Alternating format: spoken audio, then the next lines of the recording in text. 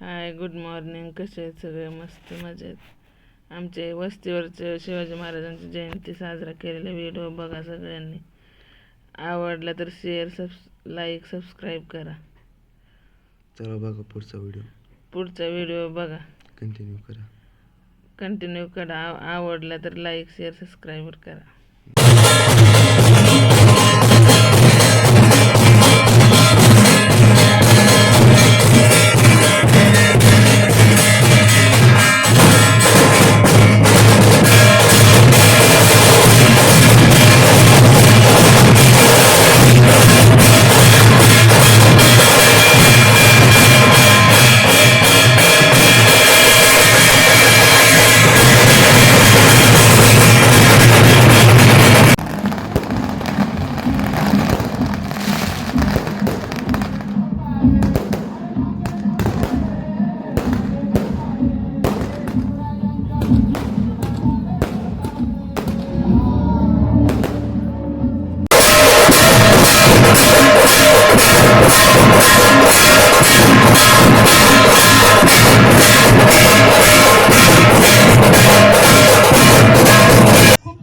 Mic हातात घेतलाय, समोर गर्दी आहे आणि वर्दी पण आहे म्हणून भीती वाटते, पण महाराजांना स्मरून सुरुवात करते.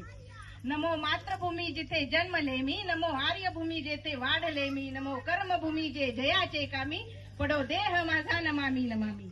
परमपवित्र माझ्या मातृभूमीला पहिल्यांदा नमस्कार. आदरणीय व्यासपीठ, उपस्थित सर्व ज्येष्ठ श्रेष्ठ आणि तमाम शिवसैनिकांना मी आदिका अक्षय काळभोरचा मानाचा जय शिवराय. फुलाला फुल जोडत गेलं तर फुलाचा सुंदर फुलहार तयार होतो, फुलाला फुल जोडत गेलं तर फुलाचा सुंदर फुलहार तयार होतो. तसेच दिव्याला दिवा लावत गेलं तर दिव्याची दीपमाळ तयार होते, मण्याला मणी जोडत गेलं तर मण्यांची सुंदर माळ तयार होते आणि माणसाला माणूस जोडत गेलं तर माणुसकीचं सुंदर नातं निर्माण होतं. आणि हेच माणुसकीचं नातं निर्माण करण्याचं काम, हेच माणुसकीचं नातं निर्माण करण्याचं काम माझ्या जिजाऊ मासाहेबांनी हाती घेतलं. जिजाऊ मासाहेबांनी हाती घेतलं. 19 फेब्रुवारी 1630 रोजी शिवनेरी किल्ल्यावरती शिवाजी महाराजांचा जन्म झाला. या बाळाच्या मुठीमध्ये स्वप्न होतं ते उद्याच्या उज्ज्वल स्वराज्याचं सुराज्य करण्याचं हे देखणं स्वप्न घेऊन राजा शिवछत्रपतींचा जन्म झाला. जेव्हा शहाजीराजांनी शिवाजीराजांना 3 गोष्टी दिल्या, त्या 3 गोष्टींमध्ये पहिली गोष्ट होती ती म्हणजे राजमुद्रा, जी संस्कृत मध्ये होती. ती राजमुद्रा अशी होती, प्रतिपचंद्राचे लेखे व वर्धिष्णू विश्ववंदिता शहा सुनो शिवसैषा मुद्रा भद्राय राजते, मुद्रा भद्राय राजते. या राजमुद्रेचा अर्थ असा होतो, जगाला वंदनीय असणाऱ्या माझ्या राजाची ही शिवमुद्रा, जगाला वंदनीय असणाऱ्या माझ्या राजाची शिवमुद्रा, माझ्या राजाचं राज्य हे चंद्राच्या कलेप्रमाणे वाढत जावो, त्याचा विस्तार हो, असा या शिवमुद्रेचा अर्थ होतो. दुसरी गोष्ट होती जी महाराजांना दिली, शहाजी महाराजांनी शिवाजी महाराजांना दिली, ती दुसरी गोष्ट म्हणजे एक छोटंसं मंत्रिमंडळ, जे मंत्रिमंडळ राजांना राज्यांच्या राज्यकारभारात सहभाग करेल, राजांना राज्यकारभारामध्ये मदत करेल. आणि तिसरी गोष्ट होती म्हणजे तुमच्या आमच्या मनाचा, तुमच्या आमच्या स्वाभिमानाचा भगवा ध्वज, तुमच्या आमच्या मनावरती राज्य करणारा, तुमचा आमचा स्वाभिमान सतत तेवत ठेवणारा माझ्या प्रभू श्री रामचंद्रांचा भगवा ध्वज, हाच भगवा ध्वज हाती घेऊन शिवाजी महाराजांनी स्वराज्याचं भगवं निशाण म्हणून प्रसिद्ध केला. खरं तर बोलायला खूप आहे, सांगायला खूप आहे, परंतु महाराजांचा पराक्रम, महाराजांची महती ही शब्दात वर्णावी इतकी सोपी नाही, शब्दात मांडावी इतकी सोपी नाही.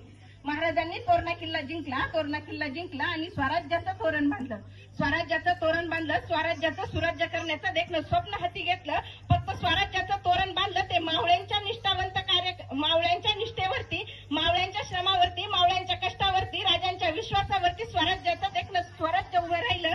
हे स्वराज्य उभं राहत असताना घ्यावं तेवढ्या मावळ्यांची नावं कमी आहेत. बाजी प्रभू देशपांडे असतील, बाजी पासरकर असतील, हिरोजी इंदरकर असतील, तानाजी मालुसरे असतील. खरं तर मावळ्यांची नावं घ्यावीत तेवढी कमी आहेत, परंतु वेळ कमी आहे म्हणून थोडक्यात सांगते. बाजी प्रभू देशपांडेंनी गोडखिंडेची पावनखिंड केली, बाजी प्रभू देशपांडेंनी गोडखिंडेची पावनखिंड केली. तसेच शाहिस्ते खानाला तोडायला, अफजल खानाला फाडायला आणि मराठ्यांच्या नादाला लागणाऱ्याला जिवंत गाडायला शिकवणारा माझा राजा श्री छत्रपती महाराज की. खरं तर अफजल खानाला फाडून माझ्या राजाचा इतिहास संपत नाही, शाहिस्ते खानाला तोडून माझ्या राजाचा इतिहास संपत नाही. माझ्या राजाचा इतिहास आणखी पुढे जात माझ्या राजानं शिकवलं, स्त्रियांचा स्वाभिमान करा, स्त्रियांचा स्वाभिमान जागा करा, स्त्रियांचं संरक्षण करा, स्त्रियांचं संरक्षण करा असं शिकवत असताना राजाच्या कानावरती गोष्ट आली, राजाच्या कानावरती घटना आली रांझ्याच्या पाटलाची. रांझ्याच्या पाटलानं काय केलं, एका स्त्रीवरती बरे दिवस अन्याय केला, बरे दिवस अत्याचार केला. राजांच्या कानावरती खबर पोहोचली, राजा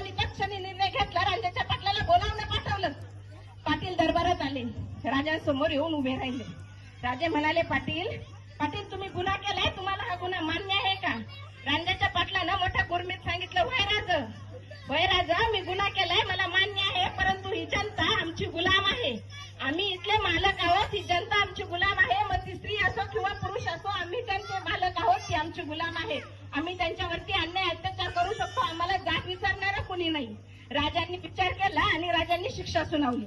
राजांनी सुनावलेली शिक्षा अशी होती की तत्क्षणी रांजाच्या पाटलाचे हातपाय कलम केले जावेत. रांजाच्या पाटलाचे हातपाय कलम गेले, दोन्ही हात तोडले, दोन्ही पाय तोडले आणि रांजाच्या पाटलाला भर चौकात उभं केलं. भर चौकात नेऊन बसवलं, डांबून ठेवलं. ही रांजाच्या पाटलाची शिक्षा होती. महाराजांनी हळू जिजाऊ मासाहेबांकडे पाहिलं. मासाहेब, आम्ही केलं ते योग्य केलं का? महाराजांनी प्रश्न विचारला. जिजाऊ मासाहेब मंद हसले आणि म्हणाले, राजे, तुम्ही केलं ते योग्यच केलं, पण याच जागी मृत्यूची शिक्षा देणं आणखीन योग्य झालं असतं. त्यावर राजे उत्तरले, मासाहेब, तुम्ही सांगताय ते आम्हालाही मान्य आहे, पण मृत्यूची शिक्षा जर याला सुनावली असती तर याच्यासारखे काही उभे राहिले असते, परंतु येणारा जाणारा याच्याकडे बघून परत माझ्या स्त्रियांच्या वाटेला जाणार नाही याची मला खात्री वाटते. येणारा जाणारा परत माझ्या स्त्रियांच्या वाटेला जाणार नाही याची मला खात्री वाटते. म्हणून मी हा निर्णय दिला, म्हणून मी ही शिक्षा सुनावली. माझ्या राजांना लाभली होती निष्ठावंत मावळ्यांची साथ. त्यातले एक मावळे होते हिरोजी इंदलकर. खरं तर हिरोजी इंदलकरांविषयी बऱ्याच जणांना माहिती असेल, पण मी थोडक्यात सांगते. हिरोजी इंदलकर यांनी गडाचं काम पूर्ण केलं. गडाचं काम पाहायला राजे आले. राजे म्हणले, हिरोजी, खरंच गड खूप अप्रतिम बांधला गेलाय. गडाची रचना आणि गडाची ठेवण एकदम व्यवस्थित आहे. स्थापत्य कलेलाही लाजवेल असा गड तुम्ही बांधला हिरोजी. मागा तुम्हाला काय पाहिजे? हिरोजी म्हणले, राज, तुमच्या विश्वासावरतीच सर्व काही आलं राज, मला काही नको राज. तरीही राजे बोलले, बोला हिरोजी बोला, तुम्हाला काय पाहिजे? आज तुम्ही जे मागाल ते मी तुम्हाला देणार आहे. हिरोजींनी विचारही न करता उत्तर दिलं, राजा मला काही नको, फक्त गडाच्या पायरीवरती नाव कोरण्याची माझं नाव कोरण्याची अनुमती मला द्या. राजा म्हणले, हिरोजी, तुम्ही काहीही मागू शकला असतात, वतन मागू शकला असतात, माझं पदही मागू शकला असतात, परंतु तुम्ही मागून मागितलं काय? तर पायरीवरती नाव कोरण्याची अनुमती. हिरोजी, मला समजलं नाही. हिरोजींनी सांगितलं, राजा, आज भल्यांनाही कळत नाही असा आशीर्वाद तुमचा आमच्या पाठीवरती आहे. तुमच्या पायाची पायधूळ माझ्या मस्तकावरती पडावी म्हणून माझं नाव मला तुमच्या गडाच्या पायरीवरती आहे. हे हिरोजींचं मागणं राजांना होतं.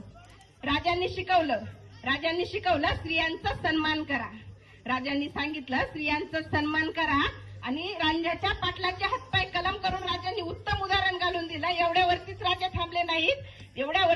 थांबले नाही तर मुघल सेनेची आलेली स्त्री ही राजांनी सन्मानानं साडी चोळी देऊन परत पाठवली. येणाऱ्या परत स्त्रीला माता समान मानायला शिकवलं. आमचा राजा नाचवणारा नव्हता तर वाचवणारा होता. खरं तर आमचा राजा नाचवणारा नव्हता, वाचवणारा होता. परंतु आजकाल काय बदलत चाललंय. आजकाल आम्ही फक्त म्हणतो जय जिजाऊ, जय शिवराय, परंतु ते अंमलात आणत नाही. आज 3 वर्षाची मुलगी सुरक्षित नाही, 70 वर्षाची आजीही सुरक्षित नाही आणि म्हणणाऱ्या सगळे म्हणतात जय जिजाऊ, जय शिवराय. फक्त म्हणण्यापुरतं मला वाटतं राजांचं नाव राहिलंय. असं मला वैयक्तिक वाटतं की राजांचं नाव हे फक्त विचारांवरती ठेवू नका, तर ते अंमलात आणा. राजांचं नाव अंमलात आणा. आजकाल घरातून बाहेर पडणाऱ्या मुलीला सांगू नका तू सुरक्षित जा, सुरक्षित घरी ये. आजकाल घरातून बाहेर पडणाऱ्या मुलाला सांगा तू व्यवस्थित जा, व्यवस्थित घरी ये. ही काळाची गरज आहे की मुलाला शिकवणं गरजेचं आहे. आपण मुलीला सांगतो, बाई ग तू मुलगी आहे, बाई तू जपून राहा, पण तिला सांगा ना तू स्वराज्यात जन्माला आलेली वाघीण आहे. तुला कुणाला घाबरायची गरज नाही. तू स्वराज्यात जन्माला आलेली वाघीण आहे. या महाराष्ट्राच्या पावन पुण्यभूमीत तुझा जन्म झालाय. नराधमांना फाडायला शिक, नराधमांना आळा घालायला शिक, नराधमांविषयी आवाज उठवायला शिक. हे माझ्या राजांनी शिकवून दिलेलं उदाहरण आहे. माझ्या राजांची कितीतरी उदाहरणं आहेत, सांगायला वेळ कमी पडेल एवढी उदाहरणं माझ्या राजांची आहेत. राजांविषयी बोलावं, राजांविषयी सांगावं तेवढं कमी आहे, कारण आपण फक्त म्हणतो जय जिजाऊ, जय शिवराय म्हणण्यापुरतं होतं, सगळं होतं. 19 फेब्रुवारी येते, नटून खटून येतो, राजांची जयंती साजरी करतो, घरी जातो, झोपतो, सगळं विसरतो. असं करून नाही चालत. घरातून बाहेर पडणाऱ्या मुलीला शिकवा राजे काय होते. घरात येणाऱ्या मुलाला सांगा शिवबा राजे काय होते. आपण म्हणतो शिवबा जन्माला यावा, आपल्या घरी नको, शेजारच्या घरी.